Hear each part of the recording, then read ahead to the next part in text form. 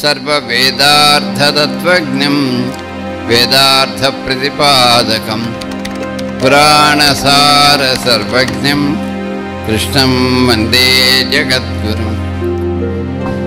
श्रीमद्भागवती गाथा रहस्यार्थप्रकाशकं संशयोन्मूलनचनं कृष्णं वन्दे जगद्गुरुं।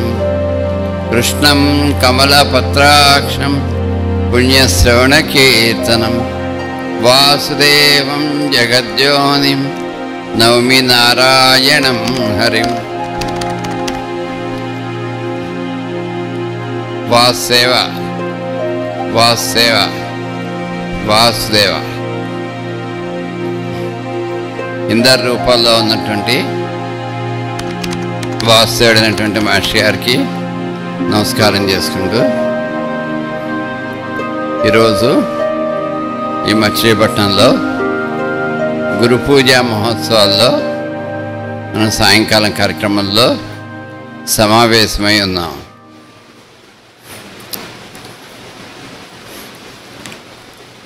గురు పూజా మహోత్సవాలు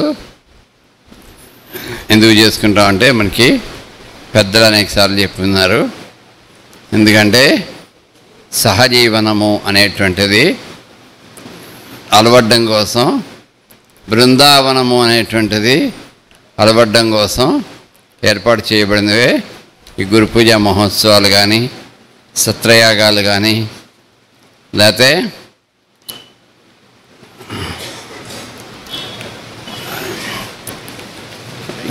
యజ్ఞయాగాది క్రతువులు కానీ ఏవైనా కూడా ఇవన్నీ దేనికి చేసుకుంటామంటే అందరం కలిసి జీవించడం కోసం.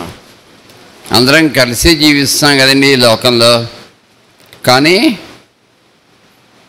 మనం ఒక బజార్కి వెళ్ళామనుకోండి, ఒక సినిమా హాల్కి వెళ్ళామనుకోండి, లేకపోతే రైలు ఎక్కామనుకోండి, బస్సు ఎక్కామనుకోండి, అందరం ఒక దగ్గర ఉంటాం కానీ అందరం కలిసి జీవించట్లేదు అనిపిస్తుంది. కరెక్టే అది. ఎందుకంటే ఒకరి కోసం ఒకరు జీవించడం అనేటువంటిది సహజీవనం. ఎవరి లోకంలో వాళ్ళు ఉండేలా ఉంటే వాళ్ళకి సహజీవనం అనేటువంటిది ఏర్పడినట్టుగా అర్థం అన్నమాట. అందుకని ఈ సహజీవనం, ఈ బృందావనం అనేటువంటిది అలవడ్డం కోసమే మన గురు పూజలు అనేటువంటిది ఏర్పాటు చేయబడ్డాయి. ఇందులో మనం ఏం చేసుకుంటున్నామంటే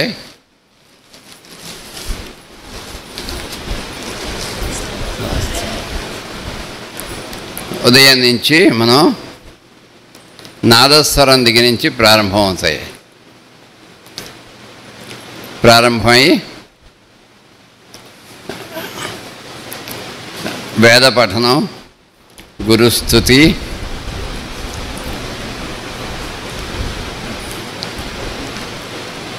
ప్రార్థన, ప్రవచనములు, పూజాది కార్యక్రమాలు, ఆవిష్కరణలు మొదలైనటువంటివన్నీ మనం చేసుకోవడం అనేటువంటిది మనందరికీ తెలుస్తున్న విషయమే.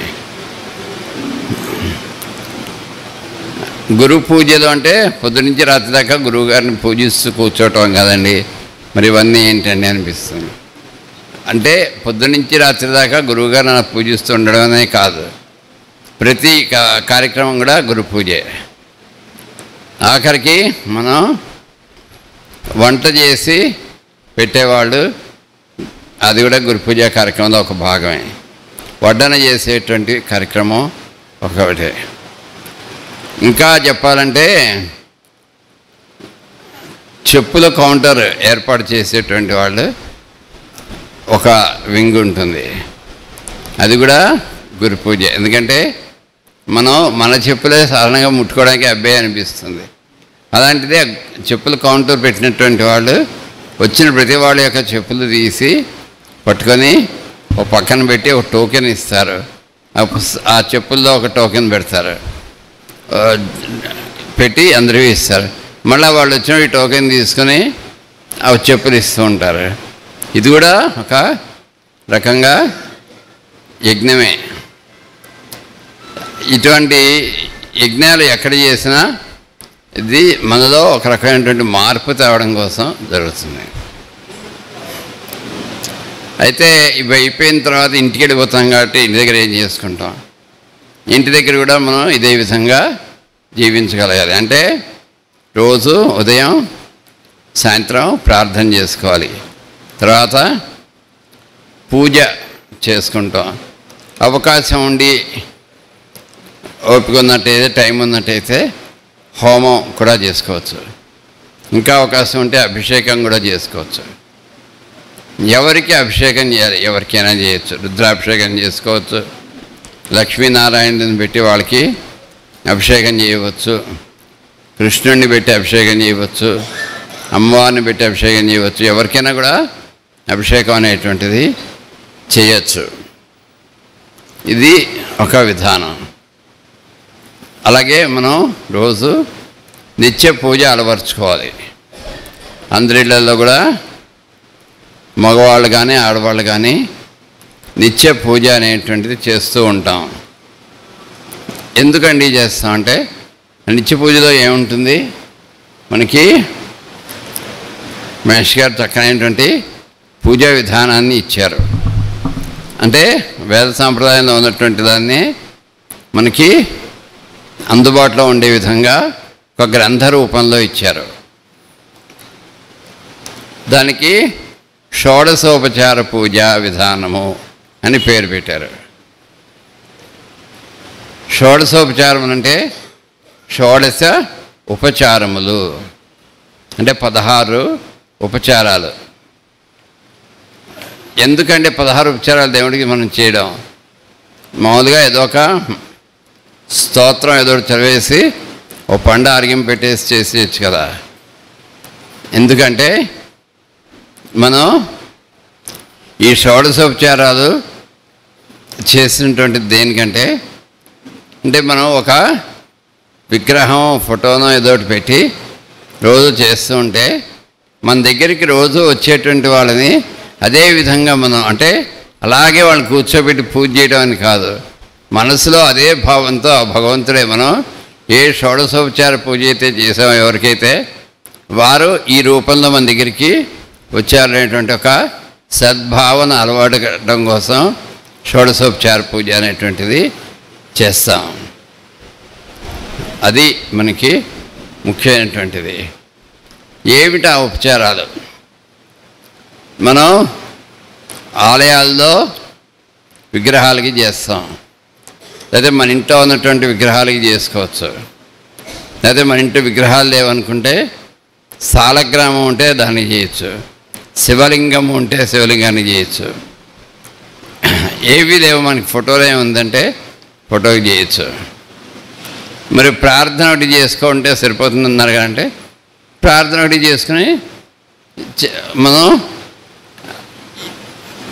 జీవించవచ్చు.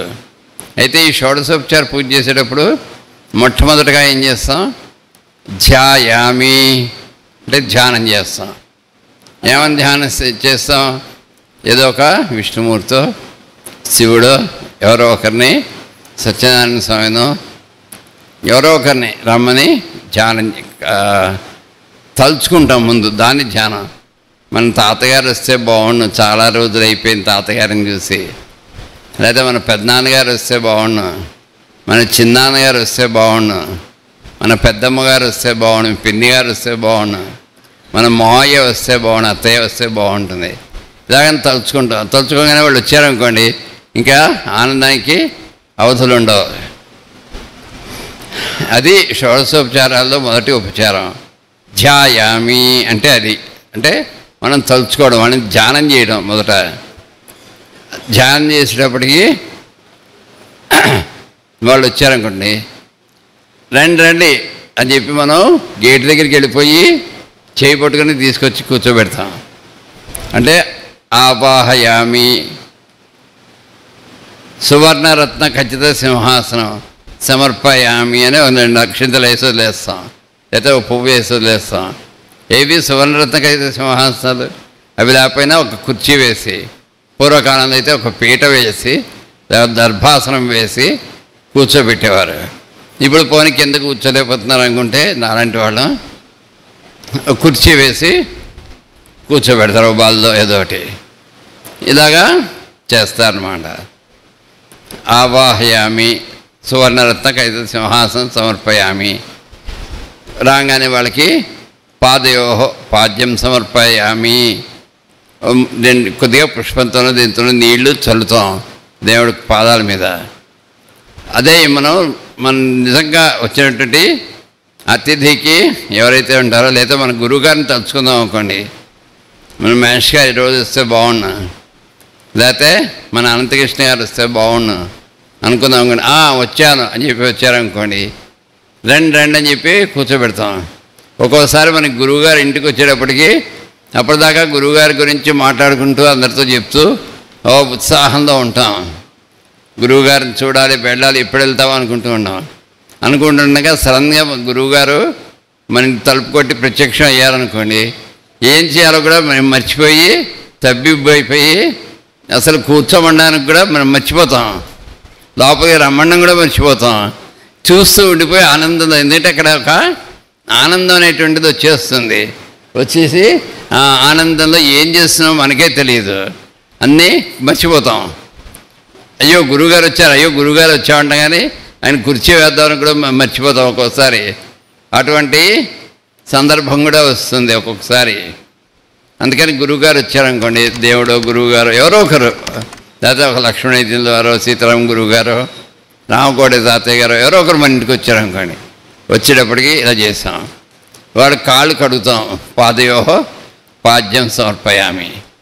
లేదు అంటే పోనీ వాళ్ళు ఒకసారి అక్కడ కాళ్ళు కడుక్కున్నాడనే నీళ్ళు ఏర్పాటు చేస్తాం, చేతులు కడుక్కోవడానికి నీళ్ళు ఇస్తాం, అలాగే తాగడానికి మంచినీళ్ళు ఇస్తాం. ఫ్రిడ్జ్ వాటర్ కాదు, కుండలో నీళ్ళు ఇద్దాం.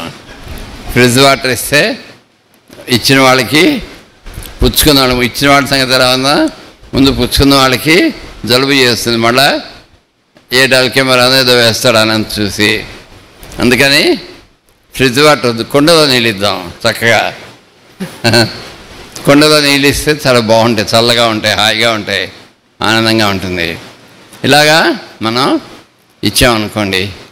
తర్వాత స్నానానికి నీళ్ళు ఎక్కడి నుంచో ప్రయాణం చేసేసి దుమ్ము కొట్టుకుని అలసిపోయి వచ్చారు, అందుకని స్నానానికి నీళ్ళు. తర్వాత కొత్త వస్త్రాలు, వస్త్రయజ్ఞం సమర్పయామి అని పత్తితో చేసినటువంటి చిన్న వస్త్రాలు పెట్టేసి ఊరుకుంటాం. అలా కాకుండా మనకి ఇంటికి వచ్చారనుకోండి, ఒక కొత్త పంచ షర్టు లేదా కొత్త పంచ బనీను ఏవో ఒకటి ఏర్పాటు చేసి కట్టుకోండి అని చెప్పి ఇవ్వడం. తర్వాత యజ్ఞోపేతం ఇవ్వడం. తర్వాత గంధం, చక్కగా సుగంధానికే గంధం పూయడం, తిలకధారణం. తర్వాత చూస్తున్న పొడుగుబొట్టు లేదా చుక్కబొట్టు ఏదోటి పెట్టుకోవడానికి ఇవ్వాలి. మనం బొట్టు అలవాట్లేదండి. ఇప్పుడు ఆడవాళ్ళు చాలామంది బొట్టు గాజులు లేకుండా, పోనీ చిన్నపిల్లలు చదువుకుంటున్న వాళ్ళు అనుకుంటే, పెళ్ళైనటువంటి వాళ్ళు కూడా ఒక్కోసారి క్షమించండి ఏమనుకోదండి, చూస్తున్నాం కాబట్టి చెప్తున్నాం. పెళ్ళైనటువంటి వాళ్ళు కూడా గాజులు లేకుండా, మంగళసూత్రాలు లేకుండా, నల్లపూసలు లేకుండా, ఏది చక్కగా ఉన్నటువంటి వాళ్ళు కూడా, పుణ్యస్త్రీలు కూడా ఇవన్నీ లేకుండా ఉండి తిరుగుతున్నటువంటి వాళ్ళని చూస్తున్నాం, మోడర్న్ డ్రెస్సెస్ వేసుకుని. ఇది మరి విదేశీయులు మన దగ్గరికో, ఒక సాయిబాబా గారి దగ్గరికో, ఒక రమణ మహర్షి గారి ఆశ్రమం దగ్గరికో ఎక్కడికో వచ్చినటువంటి వాళ్ళందరూ మన వస్త్రధారణ, కట్టు బొట్టు, మంగళసూత్రాలు, గాజులు ఇవన్నీ వేసుకుని వాళ్ళు వీటికి ఎక్కువ ప్రాధాన్యత ఇచ్చి వాళ్ళు మారుతుంటే, మన వాళ్ళు ఏం చేస్తున్నారు, ఇటు నుంచి అటు మారుతున్నారు. మరి ఇది చాలా దయనీయమైనటువంటి పరిస్థితి. మళ్ళీ అందులోంచి మార్పు రావాలి, వచ్చి చక్కగా ఉండగలిగేటువంటి స్థితి రావాలి. బొట్టు అసలు ఎందుకు పెట్టుకోవాలి? ఒకసారి మహేష్ గారిని ఒక ఆయన అడిగారట, మీరు దేవుడు ఉందని నమ్ముతున్నారా అని అడిగారట. అతను ఎవరినైనా కూడా ఏదో ప్రశ్న వేసి వాళ్ళని బోల్తా కొట్టించడానికి కంగణం కట్టుకున్నటువంటి ఒక వ్యక్తి. మేష్ గారి దగ్గరికి ఒక ప్రొఫెసర్ ఎవరో అనుకుంటా, మా చిన్నతనాల్లో విషయం, నేను బాగా చిన్నవాడిని, 10 ఏళ్ళంతో ఉంటాయి సుమారుగా. ఆ సమయంలో జరిగిన సంఘటన ఇది, చిన్నవాళ్ళతెరలో. మేష్ గారి దగ్గరికి వచ్చి, మీ దేవుడు ఉన్నాడని నమ్ముతున్నారా అంటే, ఉదాహరణకి ఇది నమ్ముతున్నాను అనుకోండి, ఎక్కడున్నాడు చూపిస్తారా, మీరు చూసారా, మొదలైనటువంటి ప్రశ్నలు అన్నీ వచ్చి తికమక పెట్టి మేష్ గారిని కూడా తికమక పెట్టేసి బోల్తా కొట్టించే పరిస్థితి వస్తుంది. మరి మేష్ గారు అలా లొంగేటువంటి వ్యక్తి కాదు కాబట్టి నమ్మను అన్నారు. వెంటనే ఒకటే మాట అనేసరికి తన బుర్రలో ఏర్పాటు చేసుకున్న క్వశ్చన్ ఉంది కదా, క్వశ్చన్ పేపరు, అది మొత్తం బ్లాంక్ అయిపోయి అన్నాడు. అవును నమ్మను అన్నట. తర్వాత ప్రశ్న, అంతకుముందు ప్రశ్న నెక్స్ట్ ఏం ఉంది నమ్ముతానడం, కానీ ఏం ప్రశ్న అడగాలో అన్నీ రాసుకొచ్చాడు కదా, అన్నీ బ్లాంక్ అయిపోయాయి. ఏం ప్రశ్న వేయాలో తెలియలే. మరి అయితే బొట్టు ఎందుకు పెట్టుకున్నారని అడిగాడు. అదేంటి దీనికి దానికి ఏం సంబంధం, నేను రోజు బొట్టు పెట్టుకుని అద్దంలో నా మొహం చూస్తే నా మొహం నాకు ముద్దు వచ్చింది, అందుకని పడి బొట్టు పెట్టుకుంటున్నానని చెప్పారు మేష్ గారు. అయితే ఆ తర్వాత క్లాసుల్లో అట్లా చెప్పారు, అసలు బొట్టు ఎందుకు పెట్టుకోవాలని. మనకి శివుడికి 3వ నేత్రం ఇక్కడ ఉంటుందని చెప్తారు.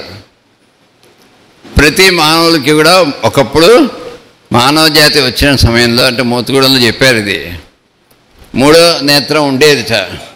అయితే దాన్ని మిస్యూజ్ చేస్తున్నాడని ఫిజికల్గా 3వ నేత్రం కనబడకుండా ఉండేట్టుగా భగవంతుడు మళ్ళీ ఏర్పాటు చేశాట. అది జరిగింది. అయితే అది ఎక్కడుంది మనకి, ప్రతి వాళ్ళకి ఆఖరికి ఏ మతస్థులైనా, ఏ దేశస్థులైనా, ఏ భక్తుడైనా, ఆస్తికుడైనా నాస్తికుడైనా ఎవరైనా వాళ్ళకి 3వ నేత్రం అనేటువంటిది ఉంటుంది. ఎక్కడ ఉంటుందంటే భ్రూమధ్యం లోపల ఉంటుంది. దాన్ని జ్ఞాన నేత్రము అంటారు. దానికి ఏం చేయమన్నారంటే మేష్ గారు చెప్పారు, భ్రూమధ్యం నుంచి లోపలికి ఒక రేఖని ఊహించుకోమన్నారు. అలాగే మనకి ఇక్కడ శిఖ ఉంటుంది, ప్రతి వాళ్ళకి శిఖ నుంచి లోపలికి ఒక రేఖని ఊహించుకోమన్నారు. ఆ రెండు కలిసేటువంటి పాయింట్ ఒకటి వస్తుంది, అది జ్ఞాననేత్రం అన్నారు. అది విచ్చుకుంటే, వికసిస్తే మనకి జ్ఞానం కలుగుతుందట. మరి వివేకానంద వారు ఏ పుస్తకం చూస్తే ఇలా ఆనంగానే దాంట్లోదంతా వచ్చేది మైండ్లోకి. అటువంటి మహానుభావులకి అలాగే వస్తుంది.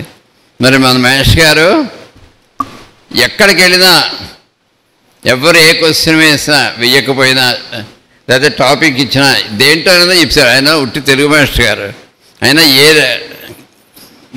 ఏ లాంగ్వేజ్లో అయినా, అంటే ఇంగ్లీష్లో, తెలుగులో, సంస్కృతంలో, మూడిట్లో ఏ లాంగ్వేజ్ అయినా ఆయన చెప్పగలిగేవారు.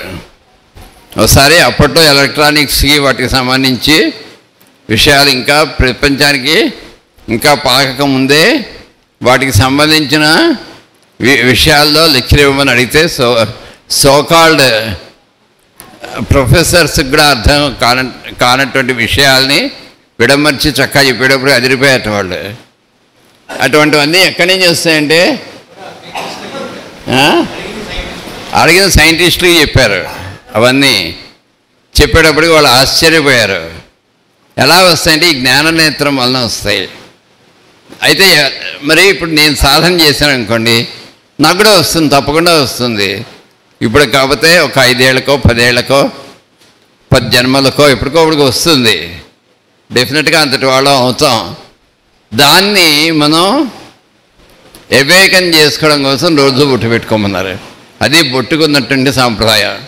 అది ఇక్కడ పెట్టుకుంటాం, ఇక్కడి నుంచి ఇలా పైకి కానీ ఇక్కడ కానీ పెట్టుకుంటాం. అయితే మరి ఇలా 3 విభూది రేఖలు పెట్టుకుంటాం. పెట్టుకున్నప్పుడు వాళ్ళు కూడా ఇక్కడ ఏదో ఒక బొట్టు పెట్టుకోవాలి, విభూదో ఏదో ఒకటి పెట్టుకుంటే ఆడవాళ్ళు కూడా అందుకే చక్కగా ఇక్కడ నుదుటను బొట్టు పెట్టుకోవాలి. బొట్టు పెట్టేటప్పుడు కూడా అవతల వాళ్ళకి బొట్టు పెట్టేటప్పుడు బటన వేలుతోటి తీసి నుదుటన బొట్టు పెట్టాలి.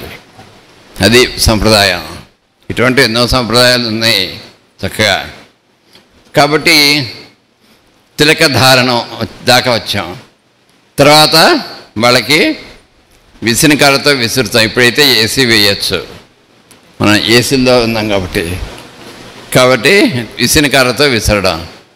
తర్వాత చక్కగా వాళ్ళకి పుష్పాలు ఇవ్వడం.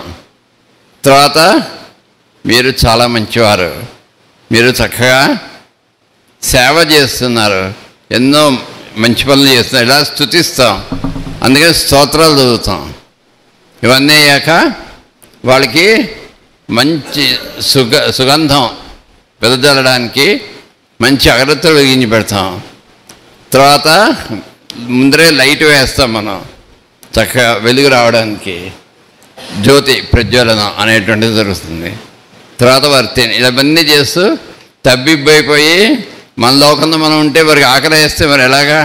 అందుకని వాళ్ళకి ఆహారం ఏదోటి ఇవ్వడం, భోజనం పెట్టడం, లేకపోతే ఆహారం ఏదోటి పండ్లో ఏదోటి పెడతాం అన్నమాట. ఆ తర్వాత వారికి అది తిన్న తర్వాత తాంబూలం ఇస్తాం. తర్వాత దిష్టి తగులుతుంది కదా, ముందు మన దిష్టి తగిలేస్తుంది, అందుకని అది తీయడానికి నీరాజనం ఇస్తాం. ఇవన్నీ అయిపోయిన తర్వాత మంత్రపుష్పం కూడా అయిపోయాక ఇంకా మీరు బయలుదేరి వెళ్ళిపోండి అని అంటామా? అనం. ఉద్వాసయామి అని చెప్తారు, అందుకని అది వద్దని చెప్పారు మాస్టర్ గారు, ఎత్తిందో వారు వీళ్ళందరూ. మనకు దేవుడికి ఉద్వాసం చెప్పొద్దని చెప్పారు. మరి మన తాతగారు, మన ఎవరో ఒకరు, మన గురువు గారిని రమ్మని మనం అడిగాం, వచ్చాక అయిపోయింది, నా సంతోషం తీరిపోయింది, ఇంక మీరు బయలుదేరి వెళ్ళిపోండి అంటావా? అనం. ఇంకా ఉండండి అంటాం, వాళ్ళొక్కవాళ్ళు వెళ్ళిపోదాం అనుకున్నా. అందుకని ఉద్వాసం చెప్పొద్దన్నారు. అయితే మనం మంత్రపుష్పం సమర్పణ చేసిన తర్వాత ఆత్మ ప్రదక్షిణ నమస్కారం సమర్పయామి అంటాం. అనే ముందు ఒక మంత్రం అలవాటు అయిపోయింది బయట, ఇప్పుడు మన దాంట్లో చేయటం లేదు. సాయిబాబా గారు కూడా వద్దన్నారు, యతీంద్ర వారు, తాతగారు, ఇలాంటి పెద్దలు కూడా వద్దన్నారు. ఏంటి? యాని కానిచ పాపాని జన్మాంతర కృతాని చ తాని తాని ప్రణశ్యంతి ప్రదక్షిణ పదే పదే పాపోహం పాపకర్మాహం పాపాత్మ పాపసంభవ అని చెప్పి మంత్రం చదువుతాం. పాపోహం అంటే నేను పాపిని, మళ్ళీ మొదటికి వచ్చాం. అంతకుముందు ఆవాహయామి, లక్ష్మీనారాయణ ఆవాహయామి, విష్ణు ఆవాహయామి, శివ ఆవాహయామి, అమ్మవారు ఆవాహయామి అని ఆవాహనం చేసేసరికి వాళ్ళందరూ మనలో వచ్చి కూర్చున్నారు. ఇప్పుడు పాపాత్మ అంటే వాళ్ళతో కలిసి వాళ్ళు కూడా పాపాలు చేసేస్తాం. ఇది మహేష్ గారు చెప్పి ఉన్నారు, అందుకని ఆ మంత్రం ఎత్తేమో. అందుకని మన పుస్తకాలు ఎక్కడా ఆ మంత్రం ఉండదు, చూడండి కావాలంటే. అది మనకి సంప్రదాయం, అందుకని ఆ శ్లోకాలన్నీ ఎత్తేసారు. కాబట్టి ఇలాగా మనం ఏం చేస్తామంటే అంత అయ్యాక వాళ్ళ పాదోదకం ఏదైతే ఉంటుందో అది తీర్థంగా తీసుకుంటాం, వాళ్ళు తినగా మిగిలింది మనం ప్రసాదంగా తీసుకుంటాం. ఇది సంప్రదాయం. దీన్ని మనం ఏ పూజకైనా ఇదే సంప్రదాయం. ఉదయం మనం లక్ష్మీనారాయణ స్వామి పూజ చేసాం, మధ్యాహ్నం అమ్మవారి లలితాదేవి పూజ విధానం చేస్తాం, లేకపోతే ఎప్పుడైనా అభిషేకం చేసుకున్నామంటే భవానీ శంకర స్వామిని నమః ఆవాహయామి అయితే మళ్ళీ మొదలు అది చేసుకుంటాం. భవానీ శంకరుడు అంటే అమ్మవారితో కలిసినటువంటి శివుడు. శివుడు అంటే ఎవరంటే శుభుడు, శుభం కలిగినటువంటి వాడు, శుభాన్ని కలిగజేసేటువంటి వాడు. ఆయన ఎప్పుడు శుభుడే. బాబా గారి దగ్గరికి వెళ్ళి హ్యాపీ బర్త్డే అంటే నేను ఎప్పుడూ హ్యాపీగానే ఉంటాను, మీరు హ్యాపీగా ఉండండి రా అన్నట్ట బాబా గారు. అంతే కదా మరి. మహేష్ గారు ఎప్పుడూ హ్యాపీగానే ఉండేవారు, నా పెదవులపై ఏనాడు చిరునవ్వు చెదరలేదు అని చెప్పారు మహేష్ గారు. ఆయన ఎప్పుడు చిరునవ్వుతూనే ఉండేవారు, ఇలా గంభీరంగా మన కూర్చొని మాట్లాడకన్నా ఏం ఉండేది కాదు.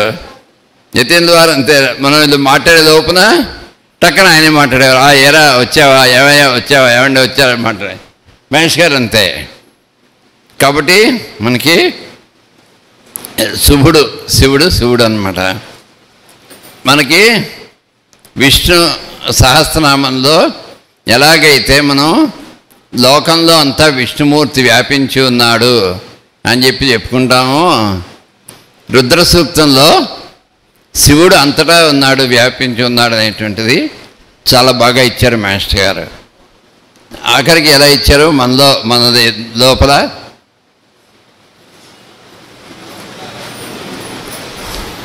మన లోపల, మన ఎదురుగుండా, మన పక్కన, అన్ని చోట్ల ఉన్నటువంటి వారు.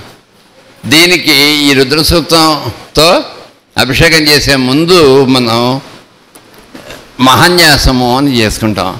దీన్నే న్యాస విద్య అంటారు. దీనికి ముందు గణపతి పూజ చేసుకుంటాం. మళ్ళీ గణపతిని ఆవాహన చేయడం ఇవన్నీ మామూలే. అయితే వినాయక చవితి వచ్చినా కూడా ఆ రోజు గణపతి పూజ చేస్తాం. అయితే ఆ రోజు మళ్ళీ పసుపు వినాయకుడిని పెట్టి గణపతి పూజ చేసి అప్పుడు వినాయకుడిని విగ్రహానికి చేస్తాం. అక్కర్లేదని చెప్పారు మాస్టర్ గారు. డైరెక్ట్గా వినాయకుడికే చేసుకోవచ్చు అని చెప్పారు. మనకి ఒకవేళ ఇంట్లో వినాయకుడి విగ్రహం లేకపోతే అప్పుడు పసుపు గణపతి చేసుకొని ఆ పూజ అంతా చేసుకోమన్నారు. ఎన్ని గంటలే చేసుకోవాలి అంటే వినాయక చవితి రోజు వినాయక పూజ కానీ, లేకపోతే అభిషేకం కానీ, రోజు చేసిన పూజ కానీ, లేకపోతే సత్యనారాయణ స్వామి వ్రతం కానీ, వరలక్ష్మి వ్రతం కానీ, ఏవైనా ఇలాంటివి ఏవైనా ఎప్పుడు చేసుకోవాలి? వర్జ్యం, దుర్ముహూర్తం, రాహుకాలం ఇవన్నీ వెళ్ళిపోయాక చేసుకోవాలి. తప్పు.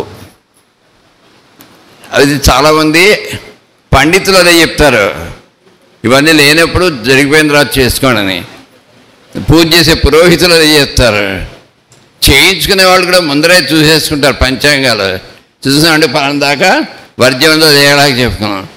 భగవంతుడు ఉన్నాడు, ఆయన అర్చన చేసుకుంటున్నప్పుడు ఈ వర్జన దుర్ముహూర్తం ఇవన్నీ పనికి అవి బయటి కోసం, అవి మన సొంతంగా మనం వివాహం చేసుకుంటున్నాం, లేకపోతే ఉపనయనం అంతకుముందు ఉపనయనం చేసుకుంటున్నాం, లేకపోతే పిల్లవాడికి బారసాల చేస్తున్నాం, లేకపోతే గృహప్రవేశం చేస్తున్నాం, లేదా శంకుస్థాపన చేస్తున్నాం.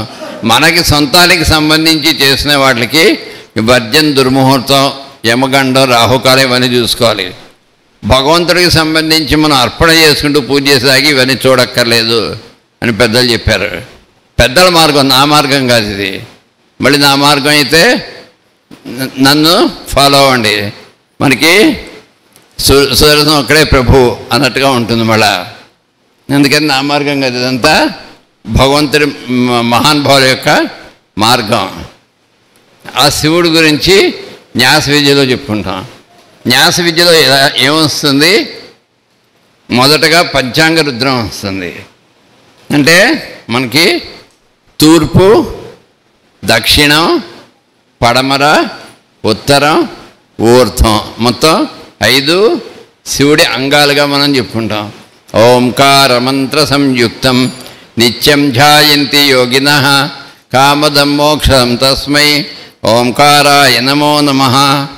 నమస్తే దేవదేవేశ, నమస్తే పరమేశ్వర, నమస్తే వృషభారూఢ, నకారాయ నమో నమః. అక్కడి నుంచి మొదలవుతుంది న్యాస విద్య.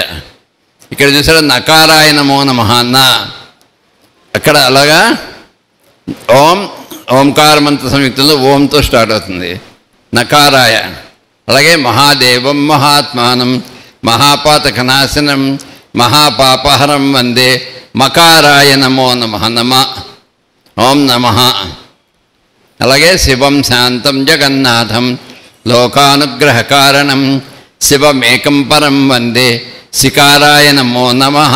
సి అక్కడ అలాగా మొత్తం వా యా మొత్తం వచ్చరికి ఆయన పేరు వచ్చేస్తుంది, ఓం నమ శివాయ అని. ఇదంతా మంత్రపూరితమైనటువంటి న్యాస విద్య. ఈ 5 భాగాలు కూడా ఆయన యొక్క 5 అంగాలుగా పంచాంగ రౌద్రీకరణం అనేటువంటిది చేస్తాం.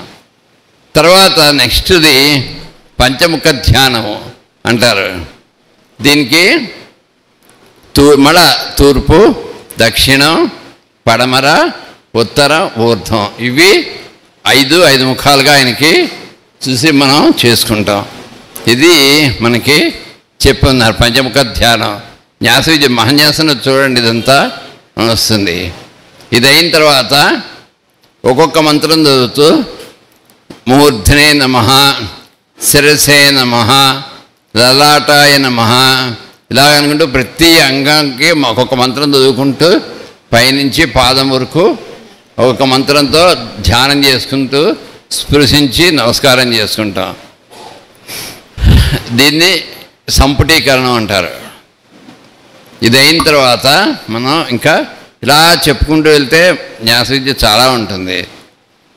అలాగే ఓం నమో భగవతే రుద్రాయ ఆ అక్షరాలతో వచ్చేట్టుగా ఓం, అలాగే నం మోం భం గం అనుకుంటూ ఈ బీజాక్షరాలతోటి మనకి మంత్రాలు కూడా వస్తాయి. ఇవి మనం జాగ్రత్త చదువుకుంటూ చేసుకుంటూ వెళ్తే శివారాధన అనేటువంటిది జరుగుతుంది. శివారాధన ఎలా చేసుకోవాలి? 11 సార్లు రుద్ర సూక్తం. దీన్ని నమ్మకం కదండి అంటారు. మహేష్ గారు చెప్పారు, నమ్మకం అనేటువంటిది పిచ్చి పేరు అని చెప్పారు. మోతుగూడెం డొంకర లెక్చర్లో మహాశివరాత్రి సందేశం అని ఉంటుంది, వినండి. అది రేపు బుక్ రూపంలో కూడా రాబోతోంది. మహేష్ గారి ప్రసంగాలు పేరుతో బుక్ రాబోతోంది. దాంట్లో చెప్పారు, ఎంత తమాషా అంటే అండి, అంటే డైవర్ట్ అవుతున్నా అనుకోకండి, సందర్భం వచ్చింది కాబట్టి, ప్రత్యక్ష సాక్షిని కాబట్టి చెప్తున్నా. మోతుగూడెంలో ఆఖరి రోజున ఆయన సెరిబ్రల్ మలేరియా అటాక్ అయ్యి సిక్ అయ్యారు. అలాగే ఆఖరి రోజు క్లాసులని చెప్పారు. అంతకు ముందు రోజు నుంచే రామశర్మ గారిని ఆయనకి అటాక్ అయ్యి ఆయన సఫర్ అవుతున్నారు. సరే, శివరాత్రి రోజున కార్యక్రమం ముందు రోజుతో మోతుగూడెం క్లాసులు అయిపోయాయి. శివరాత్రి రోజున పొద్దున్నే బయలుదేరి దానికన్నా ముందు రోజు ఉన్నటువంటి డొంకరాయికి వెళ్ళాం అందరం కలిసి. వెళితే అక్కడ శివాలయంలో మేషకాతలకు కార్యక్రమం ఏర్పాటు చేశారు. అభిషేకం, సాయంకాలం లెక్చరు ఏర్పాటు చేస్తే మహేష్ గారికి అప్పటికే జ్వరం కూడా వచ్చింది. అయినా కూడా ఆయన అభిషేకం ప్రారంభం చేసి కొంచెంసేపు చేసి వెళ్ళి పడుకున్నారు. మేమందరం చేసాం. తర్వాత మేమందరం కలిసి ఏకాదశి రుద్రాభిషేకం చేసాం. చేశాక ఇంకా అక్కడ అప్పటికే వణుకుతున్నారు, బాగా ఇబ్బంది పడుతున్నారు. మధ్యాహ్నం ఆహారం కూడా సరిగ్గా తీసుకోలే. అటువంటి ఆయన మీరు మహాశివరాత్రి సందేశం వింటే ఆశ్చర్యపోతారు, ఆయనేనా ఈయన అని. సాయంత్రం మరి ఎలా చెప్పగలిగారో శివుడు గురించి అంతా చెప్పారు. శివరాత్రి రుద్రాభిషేకం గురించి, శివరాత్రి గురించి అంతా చెప్పారు. చెప్పి చివరిలో మళ్ళా రామాయణం చెప్పారు. అది కూడా ఎందుకు చెప్పారు చెప్తా. ఎలాగో సందర్భం వచ్చింది కాబట్టి. నా ఆఖరి ఉపన్యాసం రామాయణం అవ్వాలి అని చెప్పి మోతుగూడెం మొదట్లో చెప్పారు. నా ఆఖరి ఉపన్యాసం రామాయణం అవ్వాలి అన్నారు. అందుకని డొంకరాయిలో ఆయన శివరాత్రి సందేశం ఇచ్చిన తర్వాత ఓ పావుగంట సేపు మళ్ళీ రామాయణం చెప్పారు. ఆ తర్వాత ఫిజికల్గా ఆయన ఎక్కడా ఉపన్యాసాలు ఇవ్వలే. తర్వాత 15 రోజుల తర్వాత శరీరం విడిచిపెట్టారు. అంటే ఆయన ఒక ఇండికేషన్ అనేటువంటిది ఇచ్చారు అప్పటికే. ఆ శివరాత్రి సందేశం చెప్తూ ఆయన అన్నారు, ఇటువంటి కార్యక్రమం ఎవరు ఎప్పుడు ఎక్కడ చేసుకున్నా మనస్ఫూర్తిగా మీరు రండి అని ఆహ్వానిస్తే భౌతికంగా రాగలిగిన పరిస్థితి ఉంటే నేను తప్పకుండా వస్తాను అన్నారు. అంటే ఆయనకి సిక్ అయ్యి ఉన్నారు కాబట్టి ఇలా ఉంటే రాలేరు కాబట్టి అనుకున్నాం, కానీ భౌతికంగా వెళ్ళిపోతున్నాం అనేటువంటిది ఆయన ఇండికేట్ చేశారని ఎవరో అనుకోలే. అది వచ్చిన వాళ్ళకి రాని వాళ్ళకి అందరికీ ఆశీస్సులు చెప్పారు. కాబట్టి శివుడు ఆరాధన అనేటువంటిది అంత గొప్ప విషయం, చాలా గొప్ప విషయం. మనం చేసుకుంటే ఒక రకమైనటువంటి శక్తి మనలోకి ప్రవహిస్తుంది. ఆ శివుడు ఎక్కడుంటాడు అంటే, ఏ అందేషు వివిధ్యంతి పాత్రేషు పిబతో జనాను అన్నారు. దీంట్లోనే వస్తుంది. మనం తీసుకున్న ఆహారం రూపంలో ఉంటాట శివుడు. ఉండి నిన్న మిరపకాయ బజ్జీ పెట్టారు మనకి ఇక్కడ చక్క కార్యకర్తలు. నా బోటిగాడికి ఏమవుతుందంటే, మిరపకాయ బజ్జీ స్వీట్ పెడితే కష్టం నాలాంటి వాడికి, తినలేను, సాయించదు. అందుకని మిరపకాయ బజ్జీలు ఇష్టం కాబట్టి తెచ్చారు, అలాగా ఆఫర్ చేశారు కాబట్టి అని మరో 4 ఎక్కువ తిందాం అనుకోండి, 1 తింటే పర్వాలేదు, 2 తింటే పర్వాలేదు, ఒక 10 కొట్టారు అనుకోండి, మిగిలిన వాళ్ళకి ఉంచకుండా. ఆ మిరపకాయ బజ్జీనే త్రిశూలంలో తయారు చేస్తారట శివుడు, లోపల ఉన్నటువంటి శివుడు. మహేష్ గారు చెప్పారు, ఏ అన్నేషు వివిధ్యంతి పాత్రేషు విపతో జనాను చేసి శూలాల్లో పొలుస్తాడు. అప్పటి నుంచి కడుపు నొప్పి వస్తుంది. మళ్ళా మనం మొదలు అనంతకో అనంతకృష్ణ గారికో ఎవరొకరికి ఫోన్ చేస్తాం. చేసి చెప్తే నక్షంకాయ వేస్తారు. ఎందుకంటే అసలే కారం ఇష్టం, అసలే సుదర్శన కోపం ఎక్కువ, ఇవన్నీ ఉన్నాయి కదా, అన్నిటికీ సరిపోతుంది. అందుకని నక్షంగా ఇండికేట్ అయింది నక్షంగా వేస్తారు, అప్పుడు తగ్గుతుంది. అందుకని లేకపోతే ఫ్రైడ్ రైస్ పెట్టారనుకోండి, సపోజ్ ఏ బిర్యానీయో చేసి పెట్టారనుకోండి, గురుపూజలు కాబట్టి పెట్టారనుకోండి, మనకి ఏ పెళ్ళికో వెళ్ళాం, అక్కడ తిన్నాం అనుకోండి, చాలా బాగుంది అని చెప్పి ఇంకో 4 ముద్దలు ఎక్కువ తిన్నాం. తినేసరికి ఆ బిర్యానీయే ఏమవుతుంది, శూలాల్లాగా పొడుస్తూ ఉంటుంది లోపల. ఇవన్నీ చెప్పే దీంట్లో ఉన్నాయి ఇవన్నీ దీంట్లో. అలాగే ఇంకా శివుడు ఏ రూపంలో ఉంటాడు, స్వభ్యస్వపతిభ్యశ్చ వో నమః అంటే కుక్క రూపంలో ఉంటాట. మన చుట్టూ ఉంటాయి కుక్కలు. మరి మనం ఇంతమంది వెళ్తూ ఉంటాం, అన్ని కుక్కలు పక్కన ఉంటాయి. అందరినీ ఎందుకు కరు, నాలాంటివాడిని ఎందుకు కరుస్తాయి? నాలాంటివాడికి మిగిలిన వాడికి తేడా ఏంటంటే, నాలాంటివాడికి ముందర దాని వైపు దొంగ చూపులు చూసి ఇది మనని కడుస్తుందేమో, మనమే పడుతుంది అంటే మన మైండ్ అటు సజెస్ట్ చేస్తుంది దాన్ని, కరువు కరువు అని, అది వచ్చి కరుస్తుంది. ఆ సజెస్ట్ చేయకపోయింటే కరిచేది కాదు, దాని మానాలు అది పడుకుని ఉండేది, వీడి మీదకే ఎగిరి కరుస్తుంది. స్వపతిభ్యశ్చ, స్వపతి అంటే కుక్కని పెంచేటువంటి అధిపతి ఎవరైతే ఉంటారో అతనికి ఆ రూపంలో ఉన్న శివుడికి నమస్కారం అన్నమాట. అలా చెప్తారు. ఇంకా ఇంకా ఏం చెప్పారో చూద్దాం. అసలు ఊరికే ఒక 2-3 చెప్పుకుందాం అంతే.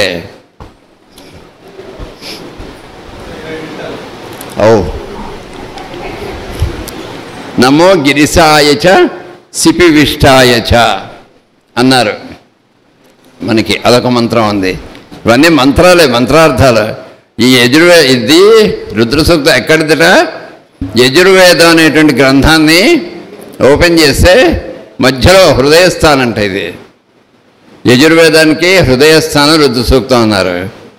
రుద్ర సూక్తం అనేది అసలు కరెక్ట్ అంటే మన పురుష సూక్తం, శ్రీ సూక్తం, విష్ణు సూక్తం, సరస్వతి సూక్తం, సుపర్ణ సూక్తం మొదలైన వాటిగా అయితే ఉన్నాయి సూక్తం, అగ్ని సూక్తం మొదలైనవి. ఇది ఒక సూక్తం, రుద్ర సూక్తం. దీని తర్వాత మనం చదివేటువంటిది చమకము ఉంటుంది, దాని పేరు అగ్నా విష్ణు సూక్తం. అందుకే అగ్నా విష్ణు సజోషసే మా వర్ధంతు వాంగిరహ అని మొదలవుతుంది. దాన్ని అగ్నా విష్ణు సూక్తము అంటారు, తెలుసు మనకందరికీ. అయితే నమో నమో నమః నమః అని వస్తుంది కాబట్టి నమ్మకం అని పేరు పెట్టారు. చమే చమే చమే అని చమకం అని పేరు పెట్టారు. అసలు పేర్లు అవి కాదు, దిక్కుమాల పేర్లు అన్నారు మహేష్ గారు అన్నాం, ఆయన వర్డింగ్స్. కొన్ని దిక్కుమాలో కాదో మనకు తెలియదు అనుకోండి, ఆయనకి తెలుసు. కానీ అటువంటి సూక్తంలో ఉన్నటువంటి దేంట్లో మధ్యలో ఇది తెలిస్తే దీని హృదయస్థానం నమ సోమాయ చ రుద్రాయ చ నమస్తామ్రాయ చ అరుణాయ చ నమ సింగాయ చ పశుపతయే చ నమ ఉగ్రాయ చ భీమాయ చ నమో అగ్రే వధాయ చ దూరే వధాయ చ నమో హంత్రే చ హనీయసే చ నమో వృక్షేభ్యో హరికేశేభ్యో నమస్తారాయ నమ శంభవే చ మయోభవే చ నమ శంకరాయ చ మయస్కరాయ చ నమ శివాయ చ శివతరాయ చ నమ శివాయ చ శివతరాయ చ నమ శివాయ చ శివతరాయ చ అనేటువంటి అనువాకం ఉంది. ఇది హృదయస్థానంట ఈ రుద్ర సూక్తానికి. అంటే ఏంటో కూడా చెప్దాం. ఈ గిరిసాయచ సిపివిష్టాచ వచ్చింది కాబట్టి అది చెప్పుకున్నాక నమస్సోమాచ కూడా చెప్దాం. ఏం చెప్పారో చూద్దాం, మాస్టర్ గారు ఏం చెప్పారో.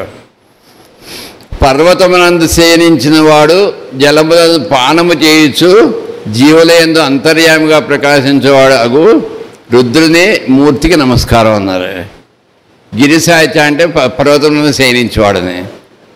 దీనికి వివరణ కూడా ఏమిచ్చంటే గిరియందు శయనించువాడు అనగా కైలాసము నివాసముగా కలవాడు.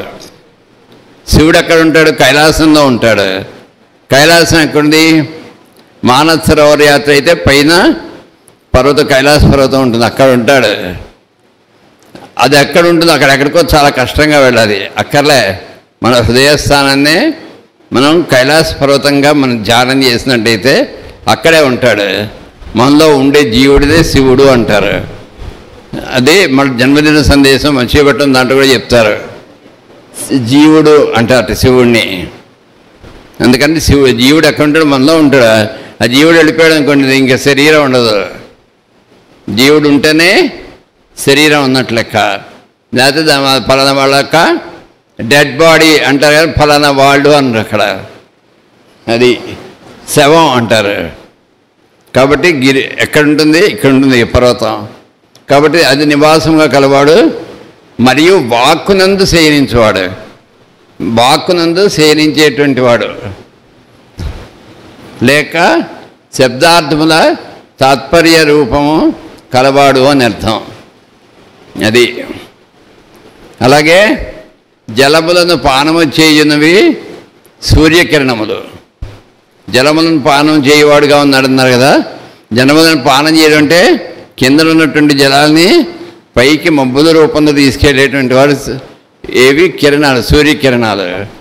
వాని యందు అంతర్యామిగా ప్రకాశించి భూమికి జీవుల రూపం దిగి వచ్చి మరలా దప్పిక రూపము జలమును పానము చేయ వివిధ మూర్తులు కలవాడు.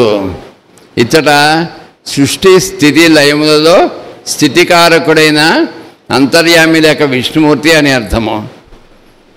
కనుకనే శిపి విష్ణుడు అనగా విష్ణు అని పురాణములు కీర్తించును. నారాయణుడు అని పదమునకు ఇది వ్యాఖ్యానము. మనకి నారాయణ కవచము అని ఉంది, మనకి పూజా విధానంలో ఉంటుంది. దాని వివరణ కూడా ఇచ్చారు మాస్టర్ గారు. దానికి న్యాస విద్య కూడా ఇచ్చారు. చాలా పవర్ఫుల్ అది. నారాయణ కవచానికి న్యాస విద్య ఎంత పవర్ఫుల్లో ఈ రుద్ర సూక్తంతో చేసినటువంటి కూర్చబడినటువంటిది పాశుపత విద్య అంత పవర్ఫుల్. పాశుపతము అని చాలా ఉన్నాయి పాశుపతాలు. అందులో ఉదాహరణగా ఆరోగ్య పాశుపతం ఒకటి, మృత్యుంజయ పాశుపతం ఒకటి, మనోపాశుపతం ఒకటి, సంతాన పాశుపతం ఒకటి, సౌభాగ్య పాశుపతం ఒకటి, అలాగే ఇంకా చాలా ఉన్నాయి మొత్తం పాశుపతాలు. వాటిలో ఇవి మనకి బీజాక్షరాలు ఉంటాయి, వారు ఇస్తారు. ఆ బీజాక్షరాలు చదివి ఆ మంత్రం చదివి త్రయంబకం యజామహే మంత్రం చదివి మళ్ళీ బీజాక్షరం చదివి ఆ మంత్రం చదివి అభిషేకం చేస్తుంటాం. మనం మామూలుగా 5 నిమిషాల్లో అయిపోయే అభిషేకం అరగంట 30 గంట సేపు పడుతుంది అది చేసుకోవడానికి. అటువంటిది పాశుపతాలు చాలా ఉంటాయి దీంట్లో. ఒకసారి మా వదిన గారికి, పెద్ద వదిన గారికి ఒంటో బాగుండకుండా చాలా రోజుల నుంచి ఇబ్బంది పడుతుంటే మా అన్నయ్య గారు, పెద్దన్న గారు, అనంతకృష్ణ గురువు గారు చాలా రోజులు ఈ పాశుపతం, ఆరోగ్య పాశుపతం చేసి రోజు తీర్థం ఇస్తుంటే అలాగా తగ్గి స్వస్థత చేకూరింది. అంత పవర్ఫుల్ అది. అందుకని ఆరోగ్యం బాగులేని వాళ్ళు ఆరోగ్య పాశుపతం చేసుకుంటే చాలా మంచిది. ఇవన్నీ ఉన్నాయి, చాలా ఉన్నాయి. కనుకనే శిపి విష్ణుడు అనగా విష్ణు అని పురాణములు కీర్తించున్నాయి. నారాయణుడు అని పదమునకు ఇది వ్యాఖ్యానము. నారములు అనగా జలములు. నారాలంటే జలాలు. జలములే తమ అయనములు లేక మార్గములుగా కలవాడు నారాయణుడు. ఈ అయనములు ఉత్తరాయణము, దక్షిణాయనము అని 2. ఎంత ఎక్కడి నుంచి ఎక్కడికి తీసుకెళ్లారో చూడండి మహేష్ గారు. అంటే దాని యొక్క వివరణ మామూలుగా చెప్పుకుంటే గిరియందు శయనించిన వాడు, నీళ్ళం తాగిన వాడు శివుడు అని చెప్పేస్తారు. దానికి ఇంత వ్యాఖ్యానం ఉంది.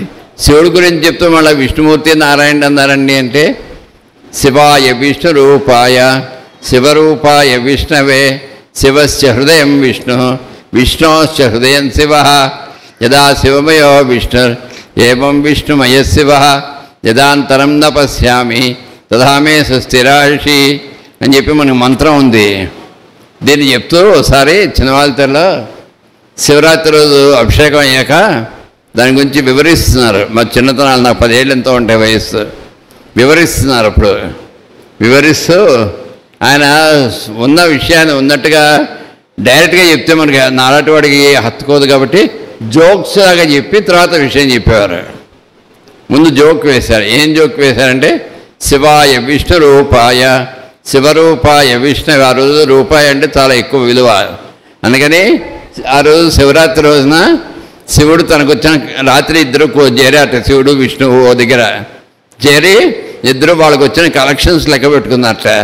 లెక్క పెట్టుకుని శివుడికి వచ్చిన కలెక్షన్లో రూపాయి శ్రీ విష్ణుమూర్తికి ఇచ్చాట, విష్ణుకి వచ్చిన కలెక్షన్లో రూపాయి శివుడికి ఇచ్చాట అని చెప్పి జోక్ చేశారు మహేష్ గారు. చెప్పగానే అందరూ గొల్లుమని నవ్వేశారు. నవ్వి ఆనందంలో ఉబ్బిపోతుండగా అప్పుడు విషయం చెప్పారు, శివాయ విష్ణు రూపాయ శివరూపాయ విష్ణువే అనేది. ఆయన ఎప్పుడు అలాగే చెప్తూ ఉండేవారు. అది లెక్చర్స్ వినండి, లెక్చర్స్ వింటున్నాం కదా, మనకు తెలుసు, అందరికీ తెలుసు అది. కాబట్టి అలా ఉంటుంది అయింది. కాబట్టి ఆయన మరి నమస్సోమాయచకి ఏం చెప్పారో చూద్దాం. సోముడు అనగా గంధర్వుడు. సోముడు అంటే గంధర్వుడు. ఇతడు సంగీత విద్యకు అధిపతి. గంధర్వుడు ఎవరంటే సంగీత విద్యకి, అదే గాంధర్వ వేదము అని పుణ్యశాస్త్రి గారు మన మేష గారు ఇచ్చిన దాని నుంచి ఒకటి రాశారు. దాంట్లో ఇవే ఉంటాయి. ఇతడు సాధకుని శిరస్సున సోమకందము సోమగ్రంథి అని తావున ఉండును. మనలో బ్రెయిన్లో సోమగ్రంథి అని ఉంటుంది, సోమకందము అనేటువంటిది.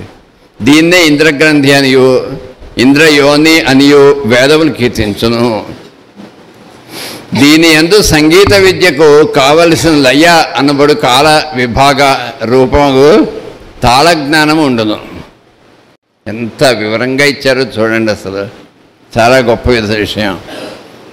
మరియు నాదోద్భవమైన సర్వజ్ఞానము ఉండును. ఇది యోగికి ప్రకృతి పురుష సంగమ స్థానము అనబడు సహస్రదళ పద్మము. ఇందు శక్తి శివుని యందు సంగమించి ఉండును. కనుకనే సోముడు అనగా స ఉమా, ఉమాదేవితో కూడినవాడు అని అర్థం. సోముడు అంటే స ఉమా, ఉమాదేవితో, అందుకే అర్ధనారీశ్వరుడు అన్నారు ఆయన్ని. ఇంకా ఎంత అసలు ఎంత డెప్త్ ఇచ్చారు చూడండి. చిన్న పుస్తకం చూస్తే మళ్ళీ దాంట్లో ఎంత ఇది ఇచ్చారో చూడండి. రుద్ర సూక్తం అనే పేరుతో ఇచ్చారు. రుద్రుడు అనగా రోదసి అనబడు అంతరిక్షమునకు అధిపతి. రుద్రుడు ఏకాదశ రుద్రులు, 11 రుద్రులు. అందుకని మనం ఒక్కోసారి అభిషేకం చేస్తున్నప్పుడు 11 సార్లు ఏకాదశ రుద్రాభిషేకం చేసుకుంటాం. మళ్ళీ దీన్ని కూడా ఏం చేస్తామంటే ఏమనుకోకండి, మహేష్ గారు చెప్పిన విషయమే, ఇవన్నీ గురువుగారు చెప్పిన విశేషాలు చెప్తూ ఉంటాం. 11 సార్లు చేయాలనుకోండి, 11 మంది పురోహితులు నాలాంటి వాళ్ళని కూర్చుని ఒకసారి చదివితే 11 రుద్రాలు అయిపోయినట్టుగా లెక్కేస్తాం. లేకపోతే 5గురు ఉన్నట్టయితే 5 2 సార్లు చదివేసి ఒక్కడు 3వసారి చదివితే 11 అయిపోయాయి. అది తప్పని చెప్పారు. అన్యోన్య సహకారంతో చేస్తున్నామని. ఎందుకు అంత కర్మ పెట్టింది అన్నారు మహేష్ గారు. అలా వద్దు, 11 సార్లు చదవమన్నారు. ఇంకా మహాశివరాత్రికి కార్తీక పౌర్ణమికి అయితే అఖండ రుద్రాభిషేకం చేయించేవారు. ఇప్పటికీ అక్కడక్కడ దొరుకుతున్నాయి. అంటే ఇవాళ ఉదయం 6 గంటలకు మొదలెడితే రేపు ఉదయం 6 గంటలు 121 సార్లు 11 రుద్రం చదువుతూనే ఉండేవారు. 11 అవ్వగానే ఒక చమకం అగ్నావిష్ణు సూక్తం జరుగుతుండేది. మనందరూ తెలుసు. అనిత గారు నవ్వుతున్నారు, అక్క ఆవిడ ఆనందిస్తున్నారు, మా అనిత గారు, మా అక్క. కాబట్టి అటువంటి రుద్రులు అంటే ఏకాదశి రుద్రులు 11 మంది. రుద్రులు అంటే రోదన చేసేటువంటి వాళ్ళు, అంటే అరిచేటువంటి వాళ్ళు, అంటే అరవడంటే శివ శివ అని జై జై అనిస్తుంటారు. పిల్లలకి రోదన అనేటువంటిది ఉంటుంది, వాళ్ళ వల్లనే వస్తుంది. అక్కడి నుంచి ఏడవటం అని కాదు రోదన అంటే.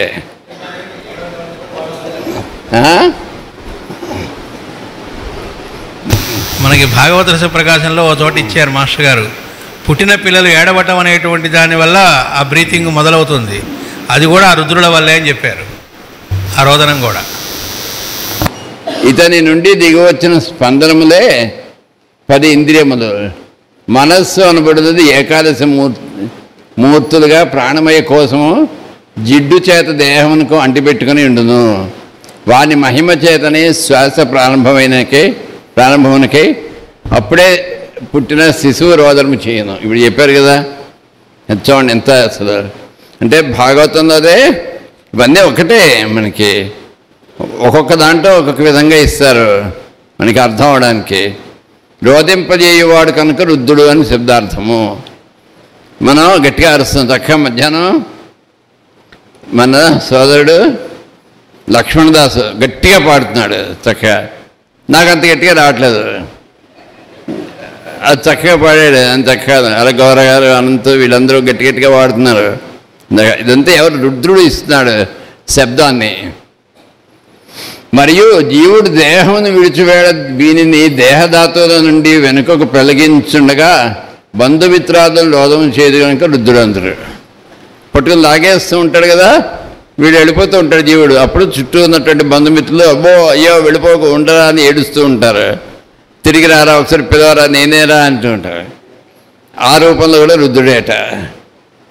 దీనికి కవి సమయంగానే ఇతడు శ్మశానవాసి అని పురాణములు చెబుతున్నాయి. శివుడు ఎక్కడ ఉంటాడంటే శ్మశానంలో ఉంటాడట. అందుకని శ్మశాన దగ్గర రుద్రభూమి అని పెడతారు. అందుకే ఇప్పటికీ కాశీలో శ్మశానంలో ఉన్న బూడితో అభిషేకం చేస్తూ ఉంటారట. భస్మం విభూది దాన్ని అంటారు. విభూతికి ఎంత పవిత్రత ఉందో గురుచరిత్ర మొదలైనటువంటి వాటిలో చదివితే తెలుస్తుంది. గురుచరిత్రలో ఇస్తారు. కాశీలో ఫ్రెష్గా ఆ దహన సంస్కారాలు జరిగేటువంటి అంత్యక్రియలు ఏవైతే దేహాలకి జరుగుతూ ఉంటాయో ఆ బూడిదని మేళతాళాలతో తీసుకెళ్ళి విశ్వనాథుడికి రోజుకి ఇన్నిసార్లు లెక్క ఉంటుంది. దాంతో ఆయనకి ఇచ్చేస్తారు. ఎవరెవరో చనిపోయి ఉంటారు, దాన్ని తీసుకొని అక్కడ చేస్తారు. మేళతాళాలతో తీసుకెళ్తారు. అలాగే నమ ఉగ్రాయచ భీమాయచ, దీంట్లోనే నమ సోమాయచ రుద్రాయచలో ఉన్నటువంటి మంత్రం. నమ ఉగ్రాయచ భీమాయచ అంటే భయంకరమైన కోపమూర్తికి నమస్కారం. నాలాంటి వాడిని చూసారనుకోండి భయం వేస్తుంది. ఎందుకంటే ఎప్పుడు మనం పెట్టుకుని ఉంటాం అన్నమాట, కోపంగా ఉంటాం. అందుకని ఎక్కడ కోపం తిడతాడో అని భయం ఉంటుంది. ఆ కోపంగా ఉన్నవాడి రూపంలో ఉన్నటువంటి వాడికి నమస్కారం అంట. భయంకరమైన కోపమూర్తికి ఇక్కడ చెప్తున్నారు దీని గురించి. కోపము భయమును కలిగించును. కోపం ఏం కలిగిస్తుందండి? అవతల వాళ్ళకి భయం కలిగిస్తుంది. కానీ అదేమిటో బుజ్జిగారిని చూసి చాలామంది భయపడేవారు. బుజ్జిగారికి కోపం కావాల్సినప్పుడు ప్రదర్శించేవారు, అంతేగాని కోపం రాదు. అనంతకృష్ణ గురువు గారి దగ్గర పర్లేదు, బుజ్జి గురువు గారి దగ్గర అమ్మో అనిపించేది. చాలామందికి భయపడేవారు. కానీ ఆ తర్వాత కొంతమంది బుజ్జిగారి దగ్గర పర్లేదు కానీ అనంతకృష్ణ గురువు గారి దగ్గర చాలా కష్టం అండి అనేవారు. అటు కూడా ఉన్నారు, అటు ఉన్నారు, ఇటు ఉన్నారు. కోపించిన వారిని చూసి భయపడుతురు. తర్వాత మంత్రం చూస్తే అగ్రే వధాయచ దూరే వధాయచ, అగ్రే వధాయచ దూరే వధాయచ. 5 ఎదుటనున్న వాణిని చంపగలిగిన వానికి నమస్కారం,